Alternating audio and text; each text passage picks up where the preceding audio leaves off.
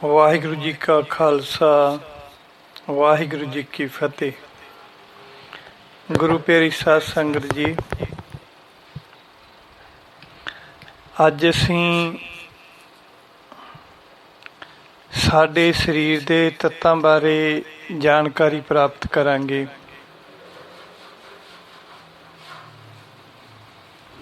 ਜਿਸ ਦੇ ਵਿੱਚ ਸਾਡੇ ਸਰੀਰ ਦੇ ਸਾਰੇ ਗੁਣ ਔਗਣ ਤੱਤ ਜੋ ਪ੍ਰਮਾਤਮਾ ਨੇ ਸਾਡੇ ਸਰੀਰ 'ਚ ਪੈਦਾ ਕੀਤੇ ਹਨ, ਹੁਣ ਉਸ ਵਿਸ਼ੇ 'ਤੇ ਆਪਾਂ ਗੱਲ ਕਰਾਂਗੇ। ਸੋ ਇਸ ਵਿਸ਼ੇ ਦਾ ਨਾਮ ਹੈ ਸਰੀਰਕ ਤੱਤ, power system in body, power system in body. So ਗੁਰੂ ਪਿਆਰੀ ਸਾਧ ਸੰਗਤ ਜੀ, ਸਾਡੇ ਸਰੀਰ ਦੇ ਅੰਦਰ ਪ੍ਰਮਾਤਮਾ ਨੇ ਕਈ ਤਰ੍ਹਾਂ ਦਾ ਸੁਭਾਅ ਭਰਿਆ, ਜੋ ਸਮੇਂ-ਸਮੇਂ ਨਾਲ ਬਦਲਦਾ ਰਹਿੰਦਾ, ਜਿਸ ਨੂੰ ਅਸੀਂ ਸਰੀਰਕ ਤੱਤ ਜਾਂ ਸੁਭਾਅ ਕਹਿੰਦੇ ਹਾਂ, ਜਿਸ ਨੂੰ ਅਸੀਂ ਨੇਚਰ ਵੀ ਕਹਿੰਦੇ ਹਾਂ।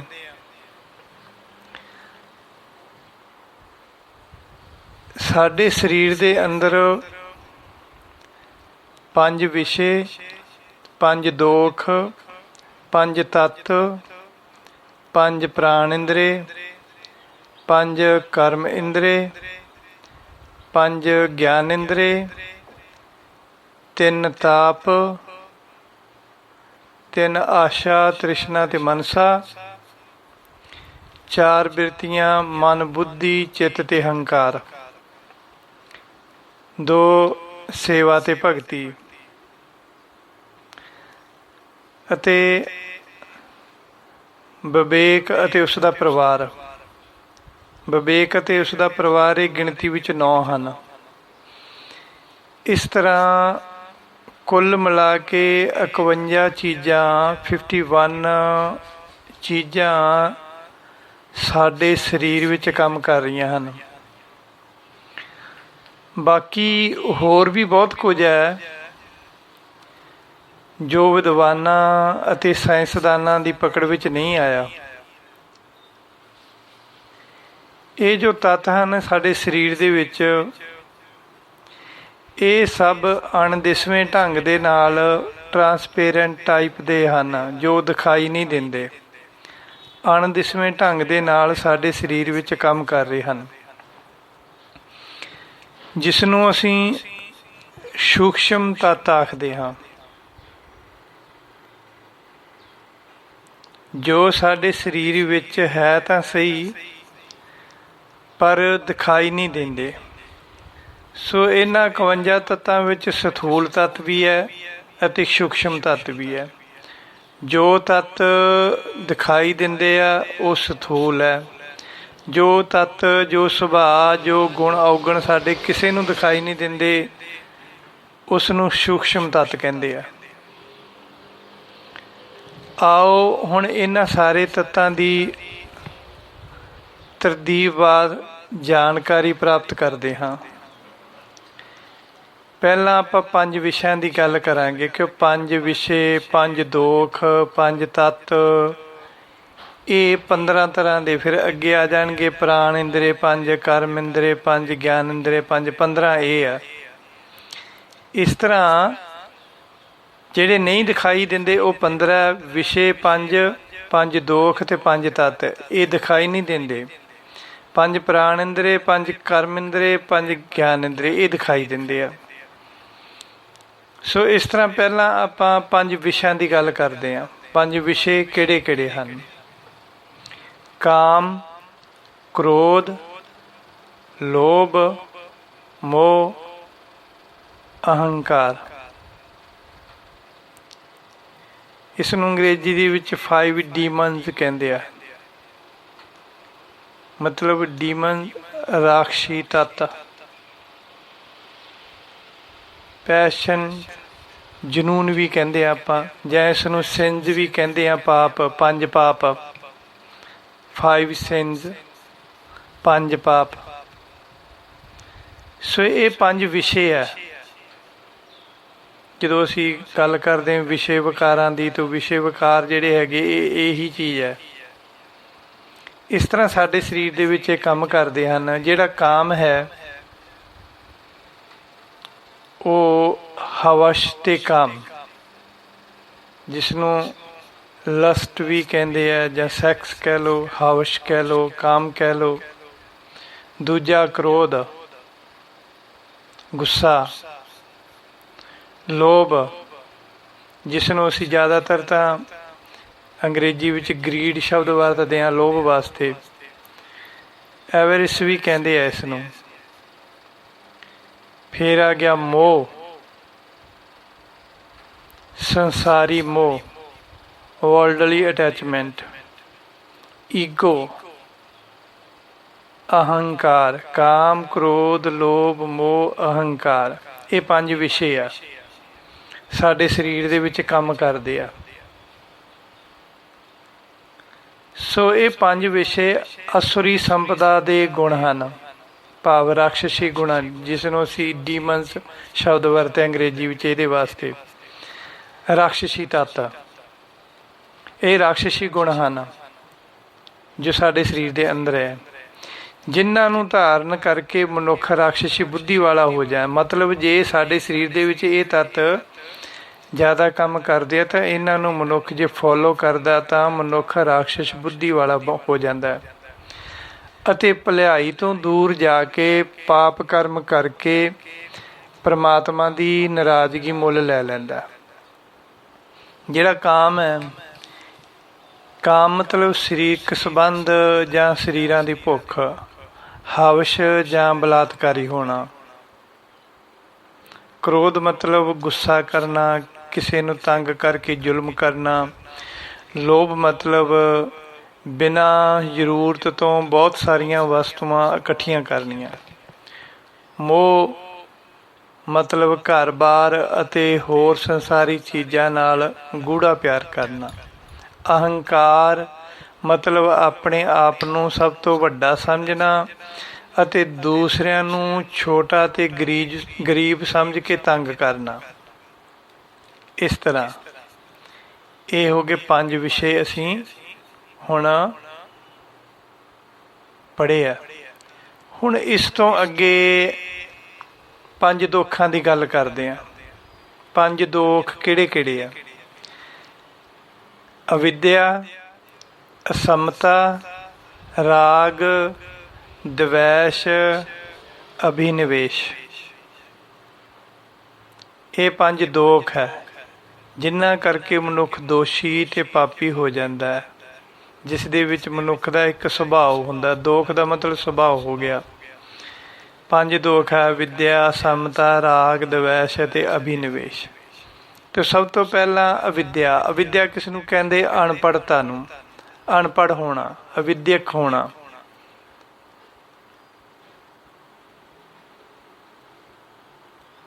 ਅਨਐਜੂਕੇਟਡ, ਅਨਪੜ੍ਹ, ਅਨਐਜੂਕੇਟਡ, ਅਨਪੜ੍ਹ ਹੋਣਾ।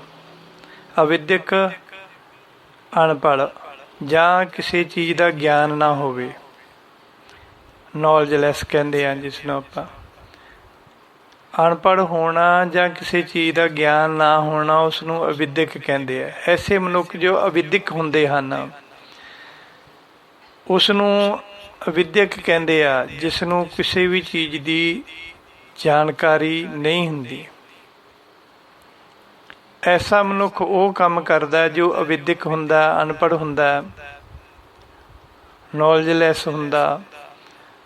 ਐਸਾ ਮਨੁੱਖ ਉਹ ਕੰਮ ਕਰਦਾ ਜੋ ਨਾ ਕਰਨੇ ਹੋਣ, ਜਿਵੇਂ ਹਰ ਕੰਮ ਵਿੱਚ ਕਾਹਲੀ ਕਰਨੀ, ਵਿਚਾਰ ਨਾ ਕਰਨੀ, ਦੂਸਰੇ ਆਦਮੀ ਦੀ ਪਛਾਣ ਅਤੇ ਕਦਰ ਨਾ ਕਰਨੀ, ਆਪਣੀ ਆਮਦਨੀ ਤੋਂ ਜ਼ਿਆਦਾ ਖਰਚ ਕਰਨਾ।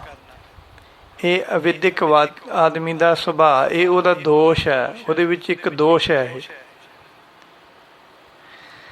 ਕਿ ਉਹ ਕਿਸੇ ਦੀ ਗੱਲ 'ਤੇ ਵਿਚਾਰ ਨਹੀਂ ਕਰਦਾ, ਹਰ ਕੰਮ ਵਿੱਚ ਕਾਹਲੀ ਕਰਦਾ, ਕਿਸੇ ਆਦਮੀ ਨੂੰ ਪਛਾਣਨ ਦੇ ਵਿੱਚ ਭੁੱਲ ਕਰਦਾ, ਆਪਣੀ ਆਮਦਨੀ ਤੋਂ ਜ਼ਿਆਦਾ ਖਰਚਾ ਕਰਦਾ। ਦੂਸਰਾ ਦੋਸ਼ ਹੈ ਅਸੰਮਤਾ। ਅਸੰਮਤਾ ਦਾ ਮਤਲਬ ਕਿਸੇ ਨਾਲ ਸਹਿਮਤ ਨਾ ਹੋਣਾ। ਕਈਆਂ ਆਦਮੀਆਂ ਨਾਲ ਲੜਾਈ ਕਰਦੇ ਰਹਿਣਾ। ਕਈਆਂ ਦੀ ਆਦਤ ਦੇਖੀਏ ਨਾ, ਉਹ ਇਵੇਂ ਲੜਦੇ ਰਹਿੰਦੇ ਲੋਕਾਂ ਨਾਲ, ਕਿਸੇ ਦੀ ਗੱਲ ਨਾਲ ਸਹਿਮਤ ਹੀ ਨਹੀਂ ਹੁੰਦੇ। ਕਿਸੇ ਦੂਸਰੇ ਦੀ ਰਾਏ ਨਾ ਮੰਨਣੀ, ਇਹ ਅਸੰਮਤਾ ਦਾ ਦੋਸ਼ ਹੈ 5 ਦੋਖਾਂ ਦੇ ਵਿੱਚ। ਤੀਜਾ ਰਾਗ ਦੋਖ। ਕਈਆਂ ਨਾਲ ਪਿਆਰ ਤੇ ਪ੍ਰੀਤ ਕਰਕੇ ਉਲਝੇ ਰਹਿਣਾ। ਨਾ ਸਤਸੰਗ ਕਰਨੀ, ਨਾ ਗੁਰੂ ਸਥਾਨਾਂ ਦੀ ਯਾਤਰਾ ਕਰਨੀ, ਪਰਿਵਾਰ ਵਿੱਚ ਪ੍ਰੀਤ ਰੱਖਣੀ ਪਰ ਗੁਰੂ ਨੂੰ ਭੁੱਲ ਜਾਣਾ। ਇਹਨੂੰ ਰਾਗ ਕਹਿੰਦੇ ਆ। ਪ੍ਰੀਤ ਰਾਗ ਮਤਲਬ ਪ੍ਰੀਤ ਪਿਆਰ। ਚੌਥਾ ਦੋਸ਼ ਹੈ ਦਵੈਸ਼। ਦਵੈਸ਼ ਦਾ ਮਤਲਬ ਕਿਸੇ ਪੈਸੇ ਵਾਲੇ ਆਦਮੀ ਨੂੰ ਦੇਖ ਕੇ ਸੜਨਾ। ਦਵੈਸ਼ ਮਤਲਬ ਈਰਖਾ, ਜੈਲਸ। ਕਿਸੇ ਪੈਸੇ ਵਾਲੇ ਆਦਮੀ ਨੂੰ ਦੇਖ ਕੇ ਸੜਨਾ, ਦੂਸਰੇ ਦੇ ਚੰਗੇ ਗੁਣ ਦੇਖ ਕੇ ਈਰਖਾ ਕਰਨੀ ਅਤੇ ਉਸ ਦੀ ਨਿੰਦਿਆ ਵਿੱਚ ਲੱਗੇ ਰਹਿਣਾ। ਇਸ ਨੂੰ ਦਵੈਸ਼ ਕਹਿੰਦੇ ਆ, ਜੈਲਸ, ਈਰਖਾ। ਇਹ ਵੀ ਇੱਕ ਦੋਖ ਹੈ 5 ਦੋਖਾਂ ਦੇ ਵਿੱਚੋਂ। ਆਪਾਂ 5 ਦੋਸ਼ਾਂ ਦੀ ਗੱਲ ਕਰ ਰਹੇ ਹਾਂ। ਪੰਜਵਾਂ ਹੈ ਅਭਿਨਿਵੇਸ਼। ਅਭਿਨਿਵੇਸ਼ ਦਾ ਮਤਲਬ ਹੋ ਗਿਆ ਕਿ ਨਿਵੇਸ਼ ਦਾ ਮਤਲਬ ਕਿਸੇ ਨੂੰ ਨਜ਼ਰ ਅੰਦਾਜ਼ ਕਰਨਾ। ਅਭਿਨਿਵੇਸ਼ ਕਿਸੇ ਮਹਾਨ ਪੁਰਸ਼ ਦੇ ਗੁਣਾਂ ਨੂੰ ਨਜ਼ਰ ਅੰਦਾਜ਼ ਕਰਨਾ, ਇਗਨੋਰ ਕਰਨਾ। ਕਿਸੇ ਚੰਗੇ ਪੁਰਸ਼ ਦੇ ਚੰਗੇ ਗੁਣਾਂ ਨੂੰ ਨਜ਼ਰ ਅੰਦਾਜ਼ ਕਰਕੇ ਉਸ ਦੇ ਔਗਣ ਲੱਭਣੇ ਅਤੇ ਫਿਰ ਲੋਕਾਂ ਨੂੰ ਦੱਸਣੇ। ਉਹ ਗੱਲਾਂ ਕਰਨੀਆਂ ਜਿਨ੍ਹਾਂ ਦਾ ਕੋਈ ਮਤਲਬ ਹੀ ਨਹੀਂ ਹੁੰਦਾ, ਜਿਸ ਨੂੰ ਅਸੀਂ ਮੀਨਿੰਗਲੈਸ ਕਹਿ ਦਿੰਦੇ ਹਾਂ। ਚੁਗਲੀ ਨਿੰਦਿਆ ਨਾਲ ਦੂਸਰੇ ਦੇ ਪਾਪ ਧੋ ਕੇ ਆਪਣਾ ਮਨ ਮੈਲਾ ਕਰ ਲੈਣਾ, ਉਸ ਨੂੰ ਅਭਿਨਿਵੇਸ਼ ਕਹਿੰਦੇ ਆ। ਸੋ ਅਸੀਂ ਦੇਖਦੇ ਹਾਂ ਨਾ, ਦੁਨੀਆ ਦੇ ਵਿੱਚ ਬਹੁਤ ਸਾਰੇ ਲੋਕ ਇਹੋ ਜਿਹੇ ਆ, ਦੂਸਰਿਆਂ ਦੇ ਔਗਣ ਹੀ ਲੱਭਦੇ ਰਹਿੰਦੇ। ਬੰਦੇ ਦੇ ਵਿੱਚ ਭਾਵੇਂ ਦੀ 100 ਗੁਣ ਹੋਣ, ਪਰ ਉਹ 100 ਗੁਣ ਨੂੰ ਇਗਨੋਰ ਕਰਕੇ ਉਹਦੇ ਵਿੱਚ ਔਗਣ ਲੱਭਦੇ ਆ। ਜੇ ਬੰਦੇ ਹੈ ਦੁਨੀਆ 'ਤੇ ਬਹੁਤ ਬੇਮਤਲਬੀਆਂ ਗੱਲਾਂ ਕਰਦੇ ਰਹਿੰਦੇ ਹਰ ਵੇਲੇ, ਮੀਨਿੰਗਲੈਸ ਗੱਲਾਂ ਕਰਨੀਆਂ ਜਿਸ ਦਾ ਮਤਲਬ ਹੀ ਕੋਈ ਨਹੀਂ ਹੁੰਦਾ। ਹਰ ਵੇਲੇ ਦੂਸਰਿਆਂ ਦੀ ਚੁਗਲੀ ਨਿੰਦਿਆ ਕਰਦੇ ਰਹਿਣਾ। ਇਹ 5 ਦੋਸ਼ ਹੈ। ਹੁਣ ਅੱਗੇ ਚੱਲਦੇ ਹਾਂ ਆਪਾਂ ਤੀਜੇ ਨੰਬਰ ਤੇ 5 ਤੱਤ। 5 ਤੱਤ ਦਾ 5 ਐਲੀਮੈਂਟਸ। ਇਹ 5 ਤੱਤ ਕਿਹੜੇ ਆ? ਆਕਾਸ਼, ਵਾਯੂ, ਅਗਨੀ, ਜਲ ਤੇ ਪ੍ਰਿਥਵੀ। ਜਿਸ ਨੂੰ ਆਪਾਂ ਇੰਗਲਿਸ਼ 'ਚ ਇੱਦਾਂ ਕਹਿ ਸਕਦੇ ਹਾਂ, ਦਾ ਸਕਾਈ, ਦਾ ਆਇਰ, ਦਾ ਫਾਇਰ, ਦਾ ਵਾਟਰ, ਦਾ ਅਰਥ। ਇਹ 5 ਤੱਤ ਸਾਡੇ ਸਰੀਰ ਦੇ ਵਿੱਚ ਕੰਮ ਕਰਦੇ ਆ। ਇਹ ਸਾਰੀਆਂ ਚੀਜ਼ਾਂ ਜੋ ਬਾਹਰ ਦਿਖਾਈ ਦਿੰਦੀਆਂ, ਆਕਾਸ਼ ਦਿਖਾਈ ਦਿੰਦਾ, ਹਵਾ, ਅਗਨੀ, ਜਲ, ਧਰਤੀ, ਇਹ ਸਾਰੀਆਂ ਦਿਖਾਈ ਦਿੰਦੇ ਆ, ਪਰ ਇਹ ਸਾਡੇ ਸਰੀਰ ਦੇ ਵਿੱਚ ਇੱਕ ਤੱਤ ਦੇ ਤੌਰ 'ਤੇ ਕੰਮ ਕਰਦੇ ਆ। ਨੰਬਰ 1 ਤੇ ਆਕਾਸ਼। ਆਕਾਸ਼ ਦਾ ਤੱਤ ਸਾਡੇ ਸਰੀਰ ਵਿੱਚ ਹੈ। ਸਰੀਰ ਦੀ ਹਵਾ, ਜਿਵੇਂ ਬੋਲਣਾ ਤੇ ਸੁਣਨਾ। ਆਕਾਸ਼ ਮਨੁੱਖ ਦੀ ਨਿਰਲੇਪਤਾ ਦਾ ਪ੍ਰਤੀਕ ਹੈ। ਜਿਸ ਤਰ੍ਹਾਂ ਮਨੁੱਖ ਦੇ ਅੰਦਰ ਨਿਰਲੇਪਤਾ ਹੁੰਦੀ, ਜਿਵੇਂ ਆਕਾਸ਼ ਬਹੁਤ ਵੱਡਾ ਹੈ, ਸਭ ਕੁਝ ਸਮਾ ਜਾਂਦਾ ਹੈ। ਜਦੋਂ ਬੰਦੇ ਦੇ ਅੰਦਰ ਨਿਰਲੇਪਤਾ ਹੋਵੇ, ਮਨੁੱਖ ਦੇ ਅੰਦਰ ਨਿਰਲੇਪਤਾ ਹੋਵੇ, ਤਾਂ ਉਹਦੇ ਅੰਦਰ ਸਭ ਕੁਝ ਸਮਾ ਜਾਂਦਾ ਹੈ। ਵਾਯੂ ਮਤਲਬ ਸੂਖਸ਼ਮ ਹਵਾ, ਜੋ ਦਿਖਾਈ ਨਹੀਂ ਦਿੰਦੀ ਪਰ ਮਹਿਸੂਸ ਹੁੰਦੀ ਹੈ। ਇਸੇ ਤਰ੍ਹਾਂ ਹਵਾ ਦਾ ਗੁਣ ਸੂਖਸ਼ਮ ਹੋ ਕੇ ਸਾਡੇ ਸਰੀਰ ਅੰਦਰ ਕੰਮ ਕਰ ਰਿਹਾ। ਜਿਵੇਂ ਕਿਸੇ ਚੀਜ਼ ਦਾ ਸਵਾਦ ਆਉਣਾ, ਸਰੀਰ ਦੇ ਸਪਰਸ਼ ਮਤਲਬ ਸਕਿਨ ਟੱਚ ਦੇ ਨਾਲ ਆਪਣੇ ਪਰਾਏ ਦਾ ਪਤਾ ਚੱਲਣਾ, ਠੰਡੇ ਤੱਤੇ ਦਾ ਪਤਾ ਚੱਲਣਾ, ਕੌੜੇ ਮਿੱਠੇ ਦਾ ਪਤਾ ਲੱਗਣਾ। ਜਿਵੇਂ ਹਵਾ ਪੱਖਪਾਤ ਤੋਂ ਰਹਿਤ ਹੋ ਕੇ ਸਾਰਿਆਂ ਨੂੰ ਇੱਕੋ ਜਿਹੀ ਲੱਗਦੀ ਹੈ, ਇਹਦਾ ਇਹ ਵੀ ਮਤਲਬ ਹੈ। ਅਤੇ ਸਾਰੀਆਂ ਚੀਜ਼ਾਂ ਦੇ ਸਪਰਸ਼ ਦਾ ਪਤਾ ਕਰਨਾ, ਇਹ ਹਵਾ ਦਾ ਕੰਮ ਆ, ਸਾਡੇ ਸਰੀਰ ਵਿੱਚ ਕੰਮ ਕਰਦੀ। ਅੱਗੇ ਜਾ ਕੇ ਵੀ ਆਪਾਂ ਥੋੜ੍ਹੀ ਜਿਹੀ ਵਿਸਤਾਰ ਨਾਲ ਗੱਲ ਕਰਾਂਗੇ। ਸੋ ਤੀਜਾ ਤੱਤ ਹੈ ਅਗਨੀ। ਅਗਨੀ ਦਾ ਤੱਤ ਸਾਡੀਆਂ ਅੱਖਾਂ ਵਿੱਚ ਵਾਸਾ ਕਰਦਾ ਹੈ। ਅੱਖਾਂ ਜਿਨ੍ਹਾਂ ਨਾਲ ਰੰਗ ਰੂਪ ਦੇਖੀਦਾ, ਜੀਵਾ ਜਿਸ ਨਾਲ ਜ਼ਿਆਦਾ ਅਤੇ ਥੋੜ੍ਹਾ ਬੋਲੀਦਾ, ਚਿਹਰੇ ਤੋਂ ਖੁਸ਼ੀ ਗਮੀ ਦਾ ਪਤਾ ਲੱਗ ਜਾਂਦਾ ਹੈ, ਅੰਦਰ ਦੀ ਗਰਮੀ ਜਿਹੜੀ ਸਾਡੀਆਂ ਖਾਧੀਆਂ ਚੀਜ਼ਾਂ ਨੂੰ ਹਜ਼ਮ ਕਰਦੀ ਹੈ, ਇਹ ਅਗਨੀ ਦਾ ਤੱਤ ਸਾਡੇ ਸਰੀਰ ਵਿੱਚ ਕੰਮ ਕਰਦਾ ਹੈ। ਅੰਦਰ ਦੀ ਗਰਮੀ ਜੋ ਸਾਡੇ ਖਾਣੇ ਨੂੰ ਹਾਜ਼ਮ ਕਰਦੀ ਹੈ। ਸੋ ਅੱਖਾਂ ਦੇ ਰਾਹੀਂ ਅਸੀਂ ਰੰਗ ਰੂਪ ਦੇਖਦੇ ਹਾਂ, ਦੂਸਰੇ ਦੇ ਚਿਹਰੇ ਤੋਂ ਚੰਗੇ ਮਾੜੇ ਦਾ, ਖੁਸ਼ ਹੈ ਦੁਖੀ ਹੈ, ਇਹ ਅੰਦਾਜ਼ਾ ਲਾ ਲੈਂਦੇ ਹਾਂ ਅਸੀਂ। ਸੋ ਇਸ ਤਰ੍ਹਾਂ ਦੇ ਨਾਲ ਜਿਹੜੀ ਅਗਨੀ ਹੈ ਇਹ ਮਨੁੱਖ ਦੀ ਪਵਿੱਤਰਤਾ ਦਾ ਵੀ ਪ੍ਰਤੀਕ ਹੈ। ਜਿਵੇਂ ਅਗਨੀ ਵਿੱਚ ਚੀਜ਼ਾਂ ਪਾ ਕੇ ਪਵਿੱਤਰ ਹੋ ਜਾਂਦੀਆਂ, ਜਿਵੇਂ ਲੋਕ ਭਾਂਡੇ ਹੈ ਅਗਨੀ ਵਿੱਚ ਪਾ ਕੇ ਪਵਿੱਤਰ ਕਰ ਲੈਂਦੇ ਹਨ, ਜਿਵੇਂ ਸੋਨਾ ਅਗਨੀ ਵਿੱਚ ਪਾ ਕੇ ਸ਼ੁੱਧ ਹੋ ਜਾਂਦਾ, ਜਿਵੇਂ ਅਗਨੀ ਵਿੱਚ ਲੋਹੇ ਨੂੰ ਪਾ ਕੇ ਉਹਦੇ ਹਥਿਆਰ ਅਤੇ ਹੋਰ ਸਮਾਨ ਬਣਦੇ, ਗਾਡਰ ਸਰੀਆ ਵਗੈਰਾ, ਇਸ ਤਰ੍ਹਾਂ। ਸੋ ਇਹ ਵਿਸਤਾਰ ਨਾਲ ਅੱਗੇ ਗੱਲ ਕਰਾਂਗੇ ਆਪਾਂ। ਸੋ ਚੌਥਾ ਤੱਤ ਹੈ ਜਲ।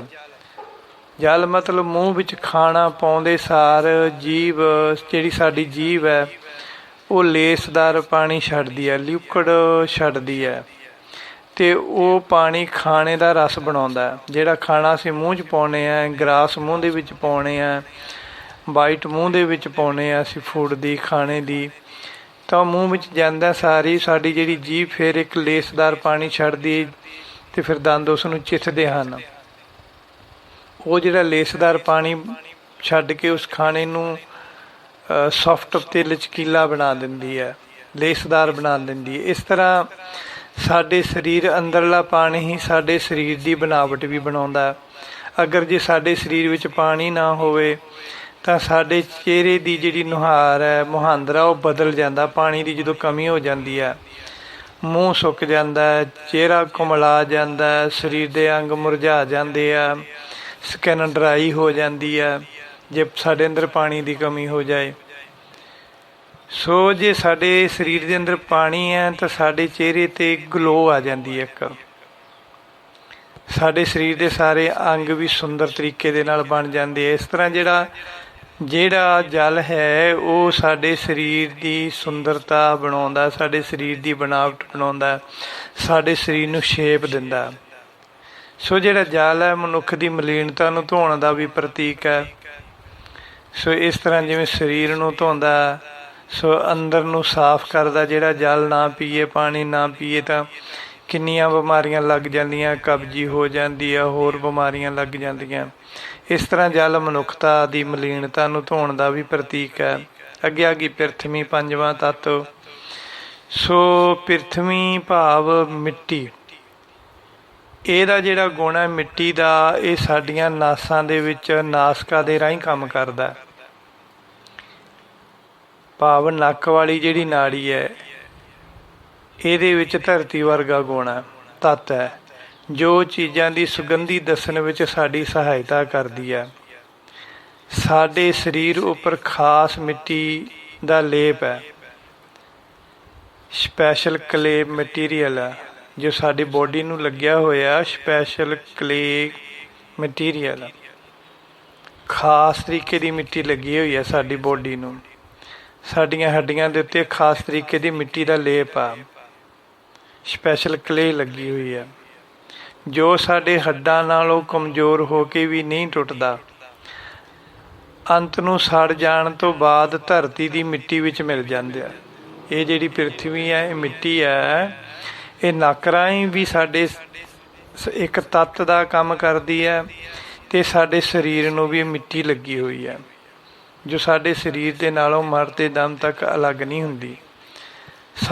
ਸਾਡੇ ਸੜ ਜਾਣ ਤੋਂ ਬਾਅਦ ਇਹ ਮਿੱਟੀ ਵਿੱਚ ਮਿੱਟੀ ਹੋ ਜਾਂਦੀ ਆ। ਜੇ ਇਹਨਾਂ ਪੰਜਾਂ ਵਿੱਚੋਂ, ਇਹ ਜੋ ਪੰਜ ਤੱਤ ਹਨ, ਜੇ ਇਹਨਾਂ ਪੰਜਾਂ ਤੱਤਾਂ ਵਿੱਚੋਂ ਸਰੀਰ ਵਿੱਚ ਇੱਕ ਦੀ ਵੀ ਕਮੀ ਹੋ ਜਾਵੇ ਤਾਂ ਸਰੀਰ ਬਚਦਾ ਨਹੀਂ, ਬਿਮਾਰ ਹੋ ਜਾਂਦਾ ਜਾਂ ਖਤਮ ਹੋ ਜਾਂਦਾ। ਇਸੇ ਤਰ੍ਹਾਂ ਧਰਤੀ ਮਨੁੱਖਤਾ ਦੀ ਸਹਿਣਸ਼ੀਲਤਾ ਦਾ ਵੀ ਪ੍ਰਤੀਕ ਹੈ। ਸਹਿਣਸ਼ੀਲਤਾ ਦਾ ਵੀ ਪ੍ਰਤੀਕ ਆ ਧਰਤੀ ਜੋ ਹੈ। ਜਿਵੇਂ ਧਰਤੀ ਵਿੱਚ ਜੋ ਮਰਜ਼ੀ ਕਰੋ ਪਰ ਫਿਰ ਵੀ ਮਨੁੱਖ ਨੂੰ ਜੀਵਨ ਦਿੰਦੀ, ਖਾਣਾ ਦਿੰਦੀ ਹੈ, ਭੋਜਨ ਦਿੰਦੀ ਹੈ, ਰਹਿਣ ਵਾਸਤੇ ਥਾਂ ਦਿੰਦੀ ਹੈ। ਸਾਰੀ ਉਮਰ ਇਸ ਤੇ ਤੁਰਦੇ ਹਾਂ ਅਸੀਂ। ਇਹ ਉਹਦੀ ਬਹੁਤ ਵੱਡੀ ਸਹਿਣਸ਼ੀਲਤਾ ਹੈ ਧਰਤੀ ਦੀ। ਇਸੇ ਤਰ੍ਹਾਂ ਕਈ ਮਨੁੱਖਾਂ ਦੇ ਅੰਦਰ ਧਰਤੀ ਦਾ ਗੁਣ ਬਹੁਤ ਹੁੰਦਾ, ਬਹੁਤ ਸਹਿਣਸ਼ੀਲਤਾ ਵਾਲੇ, ਸ਼ਾਂਤ, ਧੀਰਜ ਵਾਲੇ ਮਨੁੱਖ ਹੁੰਦੇ ਹਨ। ਸੋ ਅੱਗੇ ਚੌਥੇ ਨੰਬਰ 'ਤੇ ਆ ਗਏ ਪੰਜ ਪ੍ਰਾਣ। ਪ੍ਰਾਣ ਦਾ ਮਤਲਬ ਹਵਾ। ਪੰਜ ਤਰ੍ਹਾਂ ਦੀ ਹਵਾ ਸਾਡੇ ਸਰੀਰ ਵਿੱਚ ਕੰਮ ਕਰਦੀ ਆ। ਤੇ ਪੰਜ ਪ੍ਰਾਣ ਕਿਹੜੇ? ਮਤਲਬ ਪ੍ਰਾਣ, ਵਿਆਮ, ਸਮਾਨ, ਉਦਾਨ, ਅਪਾਨ। ਇਹ ਪੰਜ ਤਰ੍ਹਾਂ ਦੀ ਹਵਾ ਸਾਡੇ ਸਰੀਰ ਦੇ ਵਿੱਚ ਕੰਮ ਕਰਦੀ ਹੈ। ਪ੍ਰਾਣ, ਵਿਆਮ, ਸਮਾਨ, ਉਦਾਨ, ਅਪਾਨ। ਸੋ ਸਾਡਾ ਸਰੀਰ ਪੰਜ ਥਾਵਾਂ ਤੋਂ ਸਾਹ ਲੈਂਦਾ, ਪੰਜ ਥਾਵਾਂ ਤੋਂ ਹਵਾ ਪਾਸ ਕਰਦਾ, ਹਵਾ ਲੈਂਦਾ ਜਾਂ ਪਾਸ ਕਰਦਾ। ਜਿਵੇਂ ਨੰਬਰ 1 'ਤੇ ਪ੍ਰਾਣ ਹਵਾ। ਜਿਹੜੀ ਪ੍ਰਾਣ ਹਵਾ ਹੈ ਜਿਸ ਦੇ ਨਾਲ ਸਾਡਾ ਦਿਲ ਚੱਲਦਾ ਹੈ। ਪ੍ਰਾਣ, ਸਾਡੇ ਪ੍ਰਾਣ ਚੱਲਦੇ ਹਨ। ਦਿਲ ਦੇ ਵਿੱਚ ਹਵਾ ਹੈਗੀ, ਪੰਪਿੰਗ ਕਰਦਾ ਉਹ, ਤਾਂ ਸਾਡਾ ਜੀਵਨ ਹੈਗਾ। ਠੀਕ ਹੈ, ਅਸੀਂ ਜਿਉਂਦੇ ਹਾਂ, ਸਾਡਾ ਦਿਲ ਚੱਲਦਾ ਹਵਾ ਨਾਲ। ਜਿਹੜੀ ਵਿਆਨ ਹਵਾ ਸਾਡੇ ਸਰੀਰ ਜਾਂ ਜੋੜਾਂ ਵਿੱਚ ਰਹਿਣ ਵਾਲੀ ਹਵਾ ਹੈ ਇਹ। ਸਮਾਨ ਹਵਾ ਜੋ ਹੈ ਉਹ ਧੁੰਨੀ, ਮਤਲਬ ਨਾਭੀ ਵਿੱਚ ਰਹਿਣ ਵਾਲੀ ਹਵਾ ਹੈ।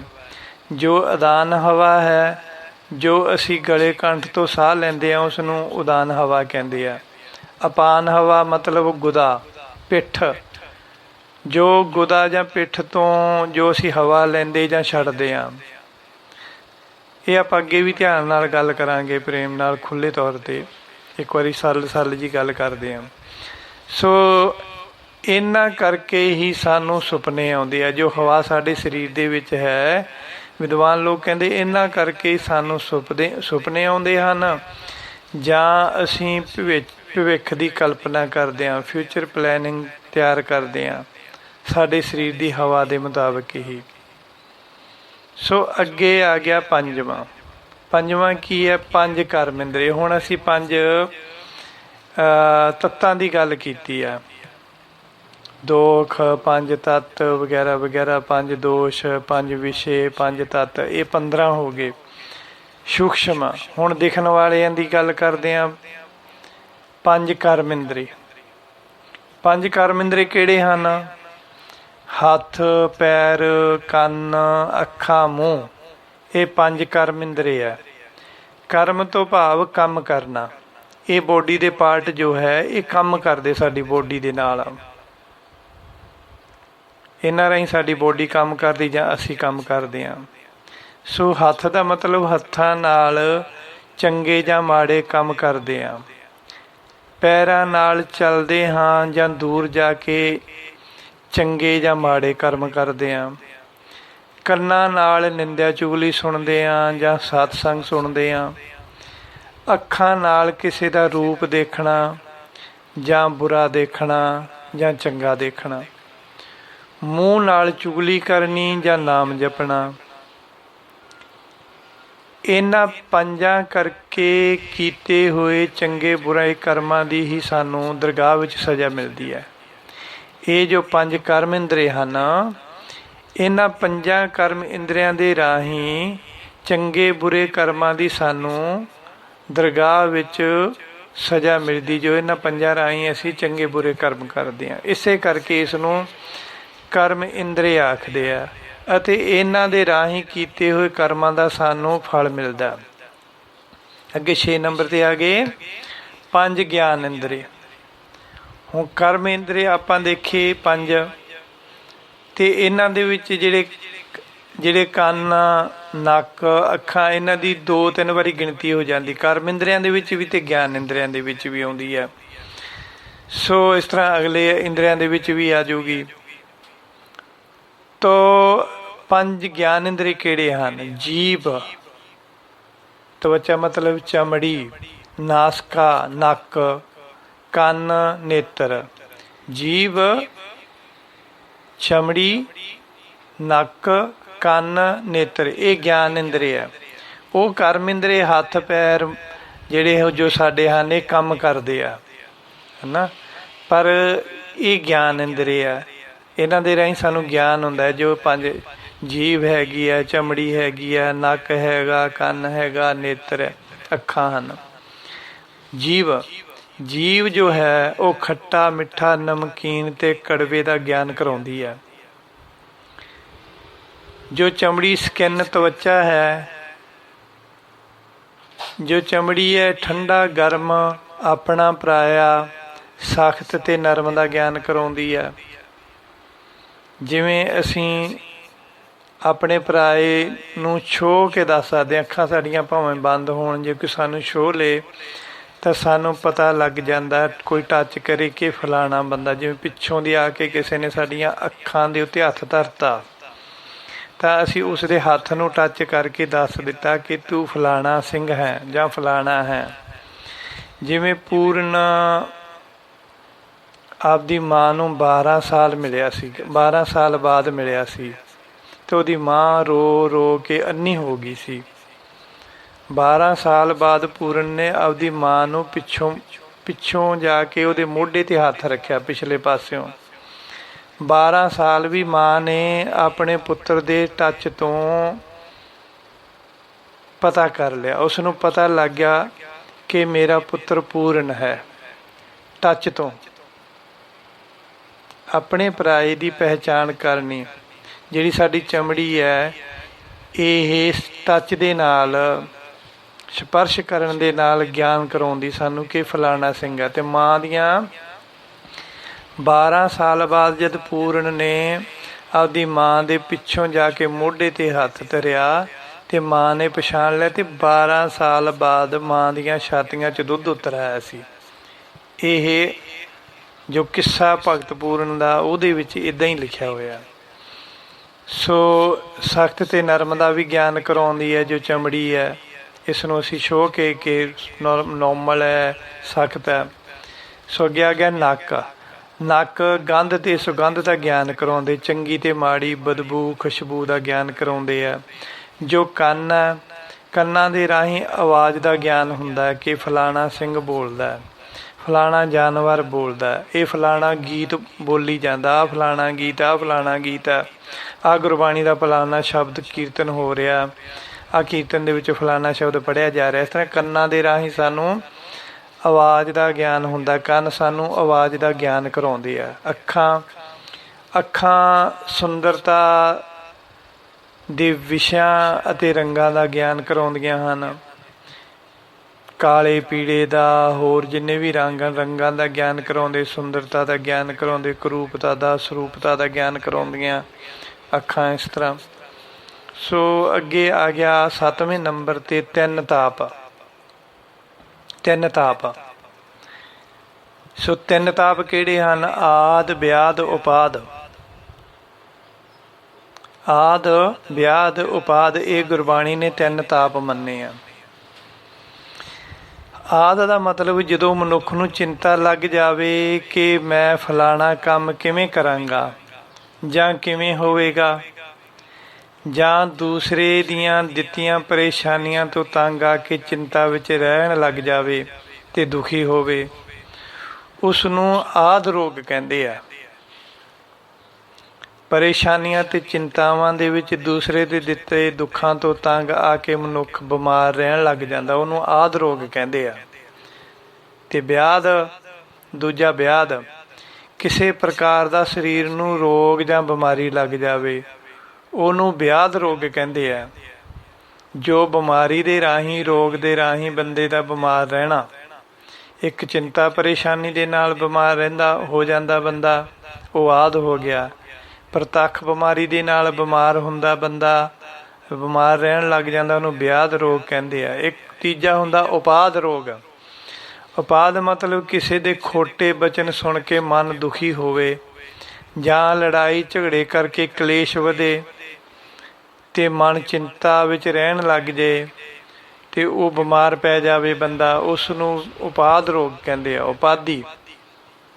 ਉਪਾਦੀਆਂ ਆਦਤਾਂ ਸੁਭਾਅ ਕਰਕੇ, ਕਿਸੇ ਦੇ ਸੁਭਾਅ ਕਰਕੇ ਜਾਂ ਆਪ ਦੇ ਸੁਭਾਅ ਕਰਕੇ ਬੰਦੇ ਨੂੰ ਜੇ ਚੰਗੀ ਉਪਾਧੀ ਆ ਬੰਦੇ ਦੇ ਵਿੱਚ ਤਾਂ ਫਿਰ ਤਾਂ ਖੁਸ਼ ਰਹਿੰਦਾ। ਮਾੜੀਆਂ ਉਪਾਧੀਆਂ, ਜਿਵੇਂ ਆਪਾਂ ਕਹਿਣਾ ਆਦੜੀਆਂ ਜੁਗਾਦੜੀਆਂ ਜਾਣ ਸਿਰਾਂ ਦੇ ਨਾਲ, ਆ ਫਲਾਣੇ ਬੰਦੇ ਦੀ ਆਹ ਉਪਾਧੀ ਆ ਉਹਦੇ ਵਿੱਚ, ਹੈ ਨਾ। ਉਪਾਧੀ ਦਾ ਮਤਲਬ ਵੀ ਦੋਸ਼ ਹੀ ਹੁੰਦਾ ਇੱਕ, ਹੈ ਨਾ। ਅਤੇ ਕਈਆਂ ਬੰਦਿਆਂ ਦੇ ਵਿੱਚ ਮਾੜੀਆਂ ਉਪਾਧੀਆਂ ਹੁੰਦੀਆਂ, ਅਤੇ ਉਹ ਮਾੜੀਆਂ ਉਪਾਧੀਆਂ ਦੇ ਨਾਲ ਆਪਦੇ ਮਾਂ ਪਿਓ ਨੂੰ, ਪਰਿਵਾਰ ਨੂੰ ਦੁਖੀ ਕਰਦੇ ਆ, ਕਲੇਸ਼ ਵਧਾਉਂਦੇ ਆ ਘਰ ਦੇ ਵਿੱਚ, ਜਾਂ ਉਹ ਆਪ ਕਲੇਸ਼ ਦੇ ਵਿੱਚ ਫਸ ਜਾਂਦਾ, ਉਸ ਨੂੰ ਉਪਾਧ ਰੋਗ ਕਹਿੰਦੇ ਆ।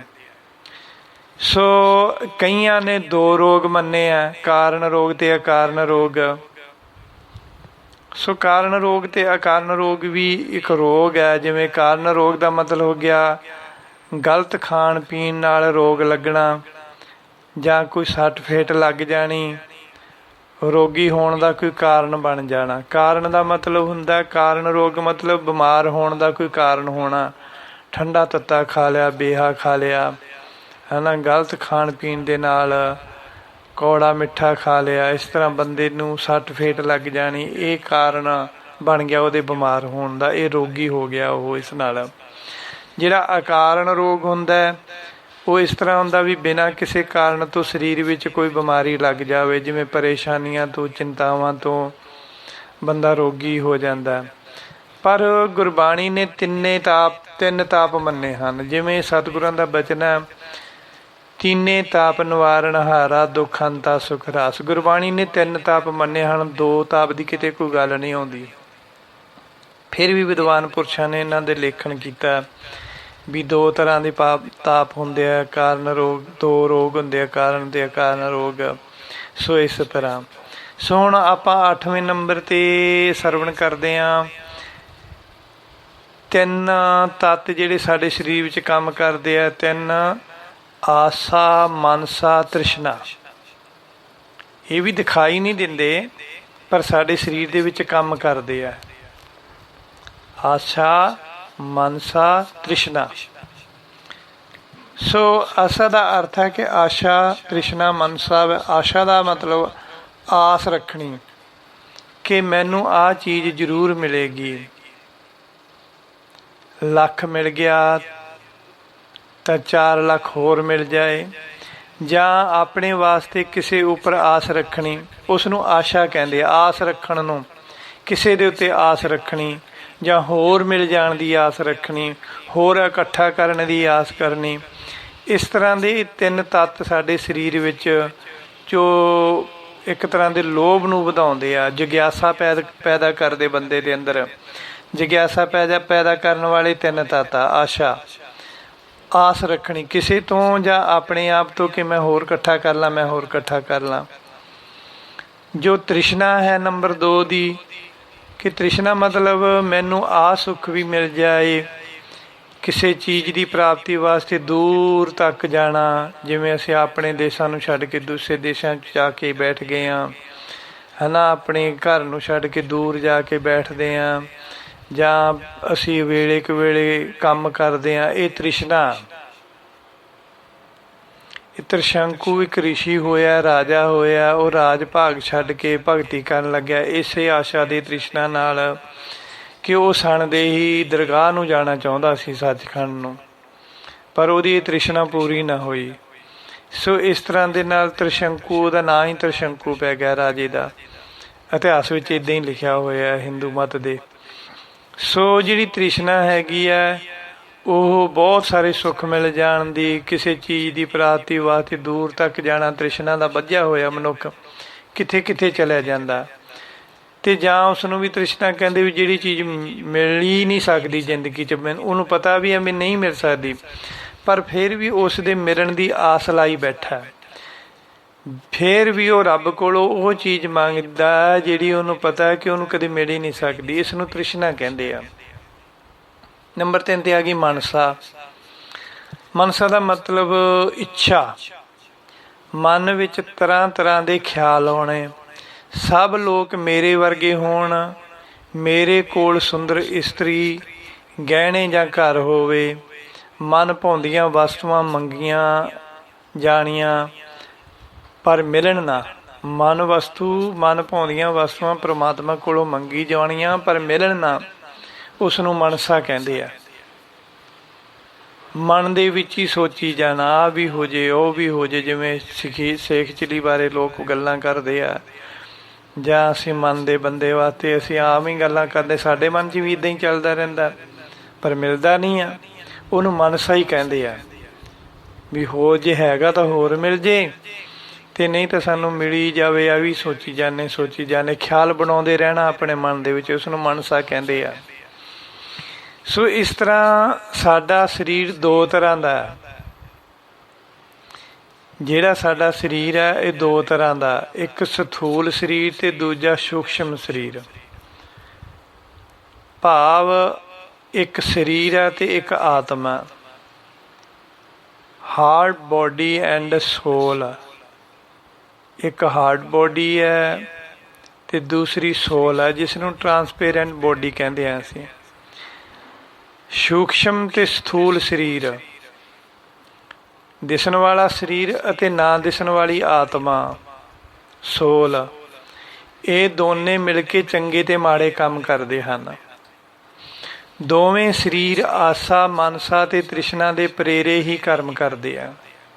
ਇਹ ਜਿਹੜੀਆਂ ਤਿੰਨ ਹਨ, ਆਸਾ, ਮਨਸਾ, ਤ੍ਰਿਸ਼ਨਾ, ਇਹਨਾਂ ਤਿੰਨਾਂ ਦੇ ਪ੍ਰੇਰੇ ਹੋਈ ਹੀ ਸਾਡੇ ਸੂਖਸ਼ਮ ਸਰੀਰ ਤੇ ਸਥੂਲ ਸਰੀਰ, ਸਾਡੀ ਆਤਮਾ, ਸਾਡੀ ਸੋਲ ਤੇ ਸਾਡੀ ਬੋਡੀ ਦੋਨੋਂ ਮਿਲ ਕੇ ਇਹਨਾਂ ਦੇ ਅੰਦਰ ਹੀ ਸਾਰੇ ਚੰਗੇ ਮਾੜੇ ਕੰਮ ਕਰਦੇ ਹਨ। ਨੰਬਰ 9 ਤੇ ਆ ਗਿਆ ਚਾਰ ਬਿਰਤੀਆਂ। ਇਹ ਚਾਰ ਬਿਰਤੀਆਂ ਵੀ ਦਿਖਾਈ ਨਹੀਂ ਦਿੰਦੀਆਂ ਸਾਡੇ ਸਰੀਰ ਦੇ ਅੰਦਰ, ਪਰ ਸਾਡੇ ਸਰੀਰ ਵਿੱਚ ਹੈ ਜ਼ਰੂਰ, ਪਰ ਦਿਖਾਈ ਨਹੀਂ ਦਿੰਦੀਆਂ, ਕੰਮ ਕਰ ਰਹੀਆਂ ਆਪਦਾ।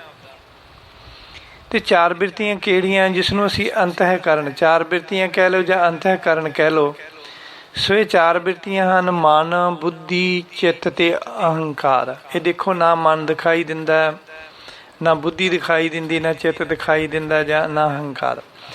ਤੇ ਇਹ ਦੇਖਣ ਦੇ ਵਿੱਚ ਜਾਂ ਸੁਣਨ ਦੇ ਵਿੱਚ ਸਾਨੂੰ ਮਨ, ਬੁੱਧੀ, ਚਿੱਤ ਇਹ ਇੱਕੋ ਜਿਹੀ ਲੱਗਦੇ ਵੀ ਇੱਕੋ ਹੀ ਚੀਜ਼ ਦੇ ਸ਼ਾਇਦ ਇਹ ਤਿੰਨ ਨਾਮ ਹੈ। ਨਹੀਂ, ਇਹ ਤਿੰਨੇ ਚੀਜ਼ਾਂ ਵੱਖਰੀਆਂ ਤੇ ਇਹ ਤਿੰਨੇ ਚੀਜ਼ਾਂ ਆਪਣਾ ਆਪਣਾ ਕੰਮ ਸਾਡੇ ਅੰਦਰ, ਸਾਡੀ ਬੋਡੀ ਦੇ ਅੰਦਰ ਕਰ ਰਹੀਆਂ। ਬਿਰਤੀਆਂ ਯਾਨੀ ਖਿਆਲ, ਵਿਚਾਰ, ਸੋਚ। ਬਿਰਤੀ ਮਤਲਬ ਵਿਚਾਰ ਜਾਂ ਖਿਆਲ ਹੁੰਦਾ ਹੈ। ਜਿਵੇਂ ਅਸੀਂ ਕਹਿੰਦੇ ਹਾਂ ਕਿ ਉਸ ਬੰਦੇ ਦੇ ਖਿਆਲ ਬਹੁਤ ਚੰਗੇ ਜਾਂ ਮਾੜੇ ਹਨ। ਇਹ ਜਿਹੜਾ ਮਨ, ਬੁੱਧੀ, ਚਿੱਤ ਹੈ ਨਾ, ਸਾਡੀ ਬੋਡੀ ਵਿੱਚ ਇਸ ਤਰ੍ਹਾਂ ਕੰਮ ਕਰਦਾ ਹੈ। ਮਨ ਜਿਹੜਾ ਹੈ ਉਹ ਬਾਹਰ ਦੀਆਂ ਗੱਲਾਂ ਸੁਣ ਕੇ ਸਾਡੀ ਬੁੱਧੀ ਨੂੰ ਸੁਨੇਹਾ ਦਿੰਦਾ ਹੈ, ਸਾਡੀ ਬੁੱਧੀ ਨੂੰ ਮੈਸੇਜ ਦਿੰਦਾ ਹੈ। ਮਨ ਸਾਡੀ ਬੁੱਧੀ ਨੂੰ ਮੈਸੇਜ ਦਿੰਦਾ।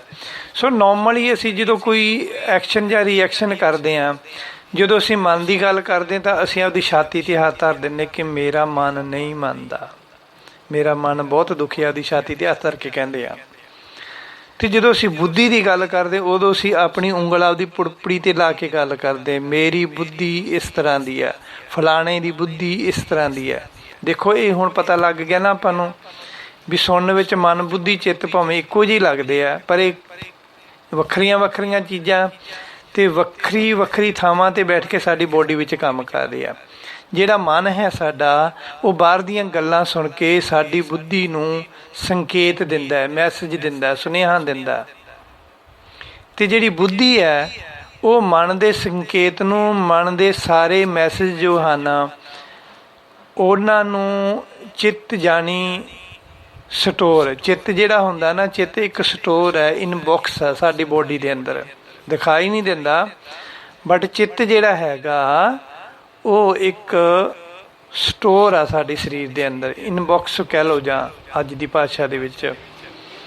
ਸੋ ਉਹਨੂੰ ਕੋਸ਼ ਵੀ ਕਹਿ ਦਿੰਦੇ ਆ, ਕਹਿ ਸਕਦੇ ਹਾਂ ਅਸੀਂ ਵੇਦਾਂਤੀ ਭਾਸ਼ਾ ਦੇ ਵਿੱਚ, ਗਿਆਨ ਦੀ ਭਾਸ਼ਾ ਦੇ ਵਿੱਚ, ਜਿੱਥੇ ਸਾਰੀਆਂ ਚੀਜ਼ਾਂ ਜਮ੍ਹਾਂ ਹੁੰਦੀਆਂ ਰਹਿੰਦੀਆਂ, ਸਾਡੀ ਸੋਚ, ਸਾਡੇ ਵਿਚਾਰ, ਸਾਡੀਆਂ ਗੱਲਾਂ, ਸਾਨੂੰ ਕਿਸੇ ਨੇ ਕੀ ਆਖਿਆ, ਅਸੀਂ ਕਿਸੇ ਨੂੰ ਕੀ ਆਖਿਆ, ਕਿਹੜੇ ਬੰਦੇ ਨੇ ਸਾਡੇ ਨਾਲ ਕਿਹੜੇ ਵੇਲੇ ਚੰਗਾ ਕੰਮ ਕੀਤਾ, ਕਿਹੜੇ ਬੰਦੇ ਨੇ ਸਾਡੇ ਨਾਲ ਕਿਹੜੇ ਵੇਲੇ ਮਾੜੀ ਕੀਤੀ।